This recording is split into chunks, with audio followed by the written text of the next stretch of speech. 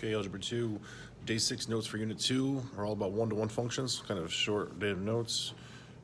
All right, something you may have not seen before, we'll see. You can read through this little reading material here. We'll start with number 1, I guess. We got two functions, f of x and g of x. It says map the domains like the bubble stuff you've seen before. All right, so if the domain of f is -2, 0, and 2, what would the range be? It's like a restricted domain. I'm just going to use those three values. So f of x is 2x. So what's -2 times 2? It'd be -4, right? 2 times 0 and 2 times 2. So there's my range values for those domain values. And it says use the arrows, so sure, you can put an arrow across. All right, nothing you haven't seen before. Look at Algebra 1 thing so far.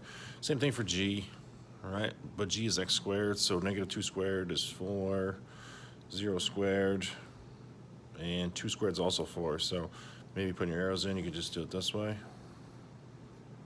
All right, you need to write it twice, just put 2 arrows up to 4. What's different about these? All right, pretty obvious. Look it over, write down what you think. We'll go over that in class.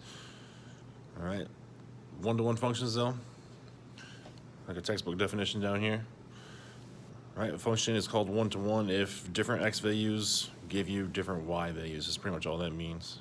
All right, so you might want to write this out. Each different input. All right, each different input produces a different output.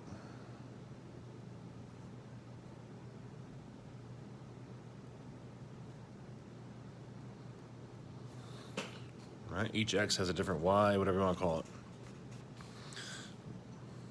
Number 2 at the bottom, give you a whole bunch of tables. It says which one is one-to-one, it's called. All right, which one is one-to-one? It says explain why the others are not. Yeah, we'll go through them. Pretty much process of elimination, right? Start going through these.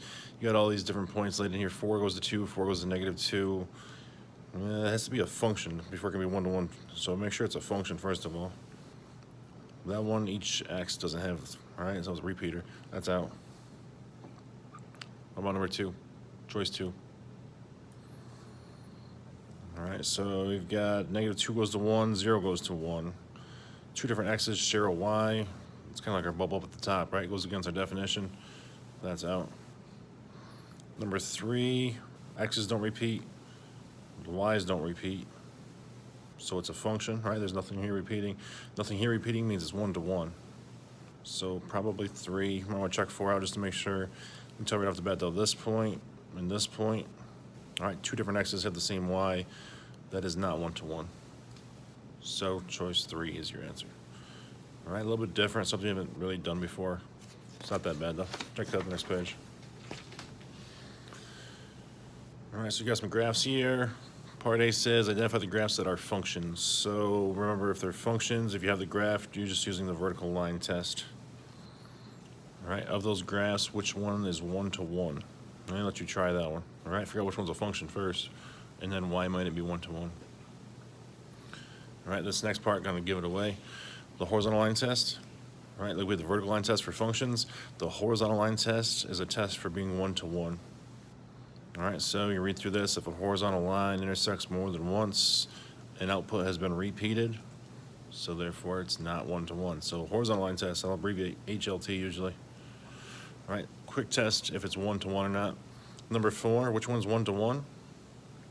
All right, so don't forget, it has to be a function as well. Can't be just one-to-one horizontal line test. It has to be both essentially.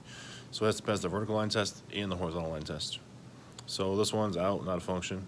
This is a function, but not one-to-one. This is a function and one-to-one, looks like. This one is not one-to-one, crosses more than once horizontally. Got to be 3. All right, short and sweet once you know what you're doing. Number 5, let's see.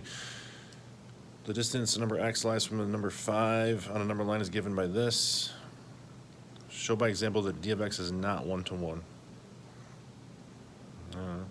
Give me an example of why it's not one-to-one. All right, so here's your equation. Y equals x minus 5 in the absolute values. Plug a bunch of numbers in there. What you think about that one? We'll go over that one in class as well. All right, it's not as bad as it may seem. Questions? We'll go over them.